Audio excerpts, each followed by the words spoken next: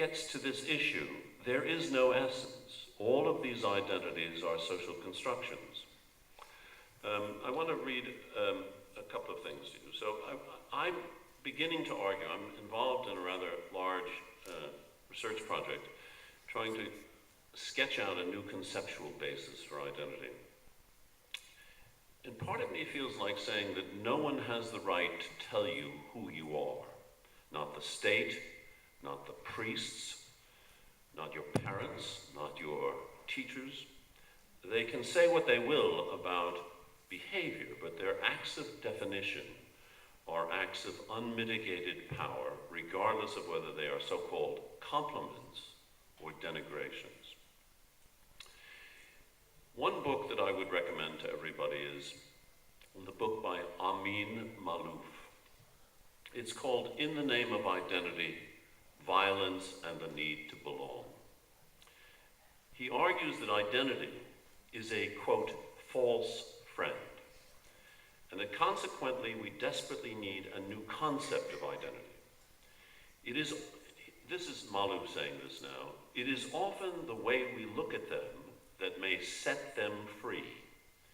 He is criticizing our tendency, and again I quote, to lump the same people together under the same heading. For example, when we say that, quote, the Serbs have massacred, the English have devastated, or the Jews have confiscated, etc. The task, Maalouf says, is for each of us to become aware that our words are not innocent and without consequence. They may help to perpetuate prejudices which history has shown to be perverse and deadly.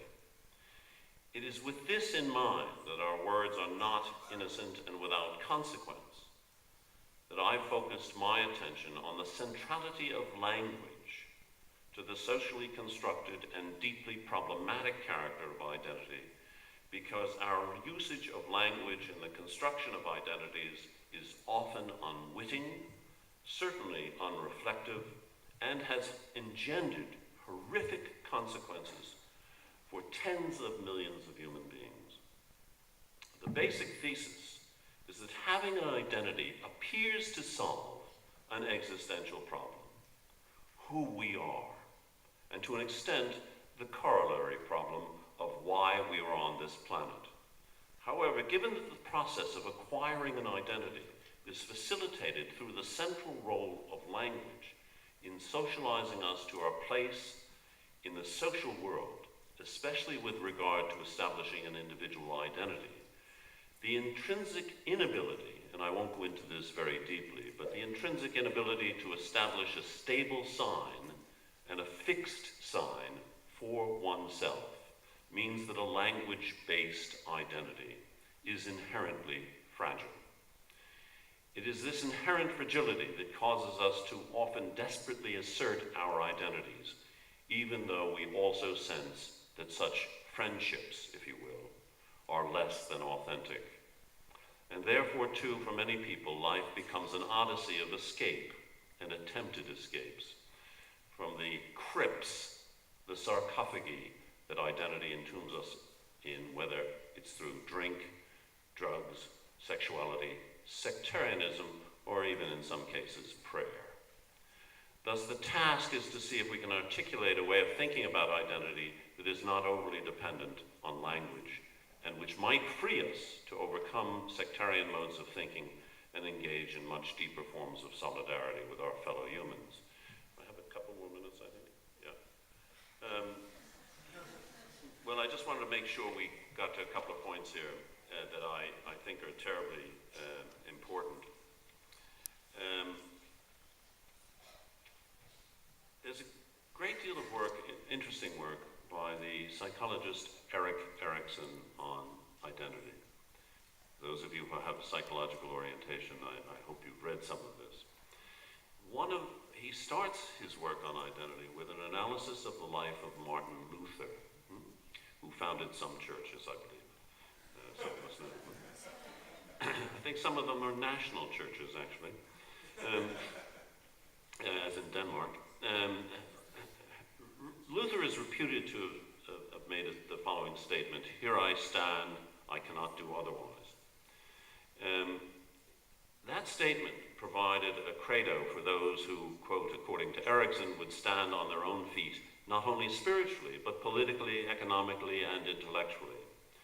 No matter what happened afterward, Luther's emphasis, and this is important for every one of us, Luther's emphasis on individual conscience prepared the way for the series and concepts of equality, representation, and self-determination, which became in successive secular revolutions the foundations not of the dignity of some, but the liberty of all.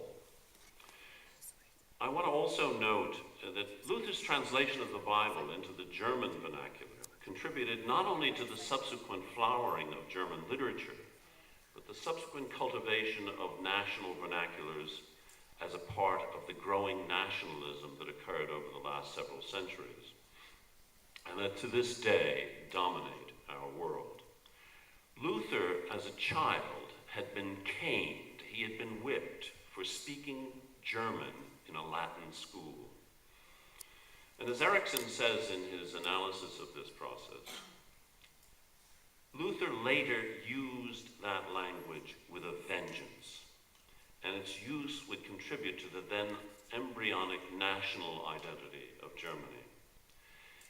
Mahatma Gandhi and other nationalists would also recognize the centrality of a national language to the construction of a national identity. Gandhi, for example, attempting to throw off the yoke of the British Raj, charged his countrymen that, and I quote, "To this day we have not begun conducting our national business in Hindi because of our cowardice, lack of faith, and ignorance of the greatness of the Hindi language." Now, if you stop there, unfortunately, you see once again this dependence on otherness. You know who you are by knowing who you are not. So where should we start with the construction of new concepts? Maloof has part of the answer. He suggests that we begin to think of identity in horizontal fashion, not vertical fashion. In other words, there's no essence deep down. As the saying goes, it's elephants all the way down. There's nothing underneath it. This was the difficulty of my student friend at the University of Ulster. And you need to watch the use of language. If you say I am, and this interesting verb to be, I am, you are creating part of that process. One needs to step back and say, I hold citizenship in, etc., etc., not that I am British. And by way of suggesting in closing how difficult this process is, we are all surrounded constantly by the symbols of banal nationalism.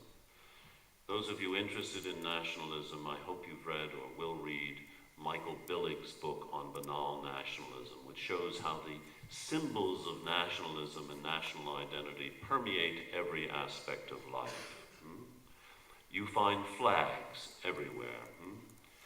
It's particularly prevalent in the United States, and so I brought a little symbol of that today. It seems to me that it captures more than anything how pervasive banal nationalism is. In fact, I'm thinking of creating an annual award for the most banal nationalist symbol, and this one would certainly capture it. This is a child's, what they call in some English languages, a pacifier or soother. You're meant to put it in your mouth, or the child's mouth. And as you may be able to see, it has a tiny little American flag on the back. Now, this is not something that is just available to Americans, but you can get it made with any flag you would like. You can get one with the Croatian flag on it, the German flag, whatever. So that your child from a very early age can learn to suck on its national identity. Thank you very much.